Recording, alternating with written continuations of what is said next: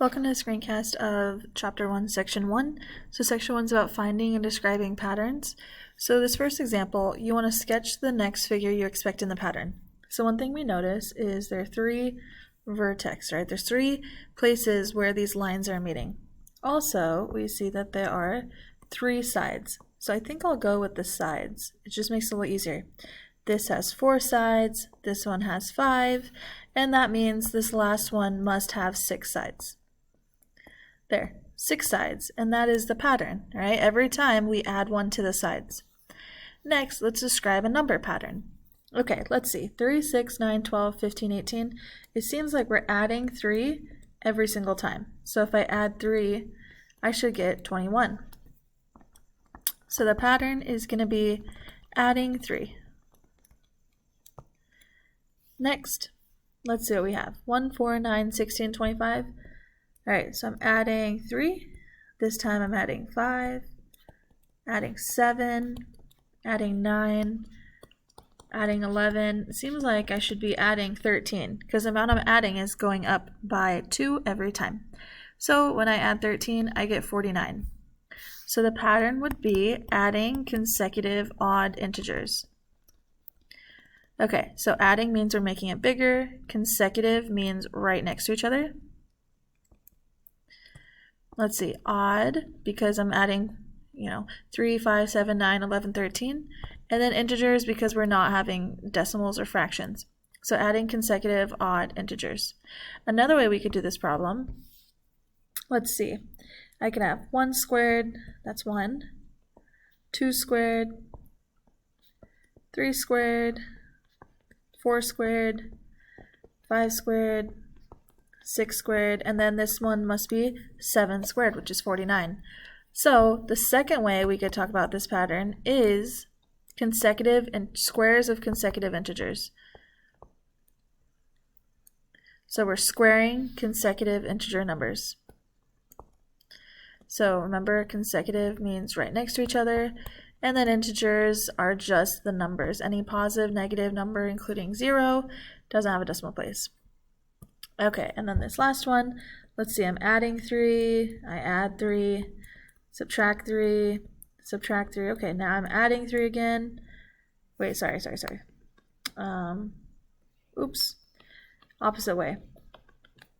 I am subtracting, adding. Now I'm subtracting.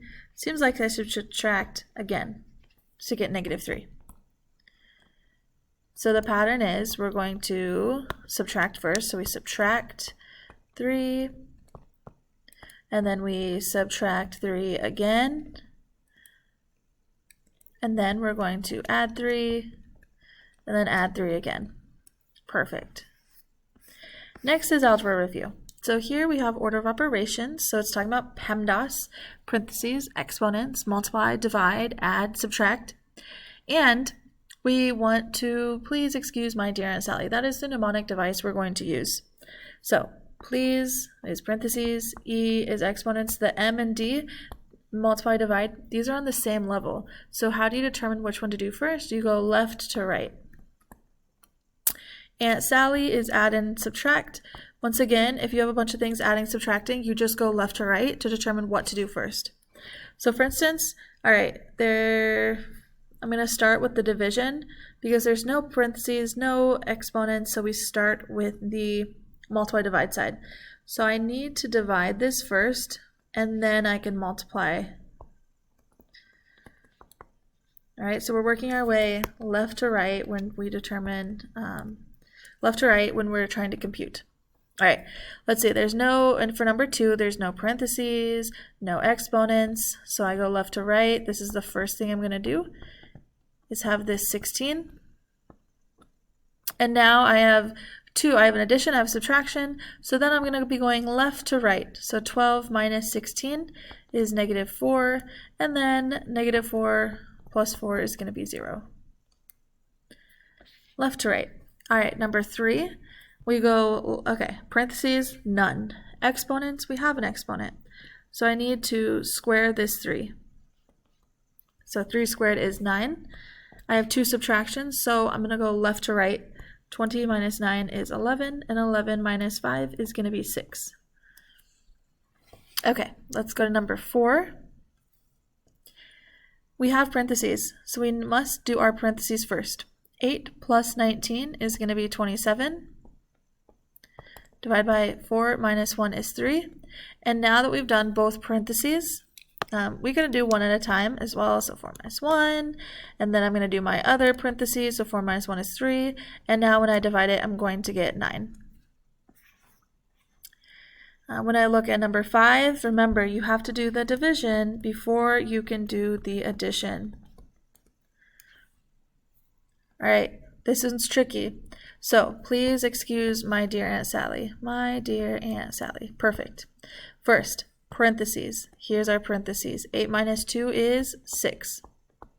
Next, exponents. So 6 squared is going to be 36. And then I'm going to multiply 3 by 36. Let's see, 3 times 3 is 9.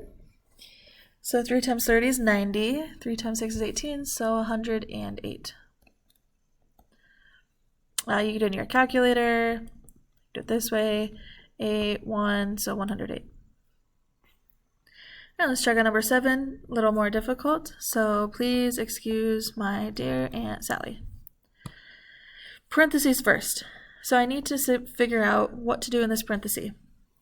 I have 5 minus 2 and then times 3. So you have to do the multiplication inside your parenthesis first. 2 times 3 is 6. All right, and then I have to do, once again, dealing with parentheses. Okay, I'm still trying to get this first parenthesis. 5 minus 6 is negative 1, and now I can multiply them out. I don't have exponents anymore. I don't have parentheses. Negative 7 times 1 is going to be positive 7.